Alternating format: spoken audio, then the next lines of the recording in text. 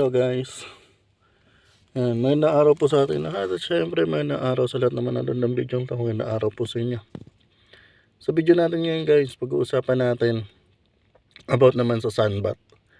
Kasi may nagtatanong sa akin kung ano daw ba, kung pwede daw ba nila bumili na lang sila ng buhangin sa hardware or kumuha sa tabi ng dagat para gawing sunbat.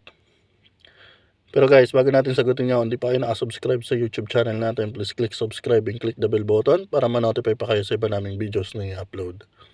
So yan guys, habang magbibigay tayo ng treats, kasi duty tayo, yan, magbibigay muna tayo ng treats bago umalis, sasagutin po natin yung katanungan ng viewers natin na pwede daw po ba siya bumili na lang ng buhangin sa hardware or kumuha sa tabi ng dagat para gawing sunbat ng hamster.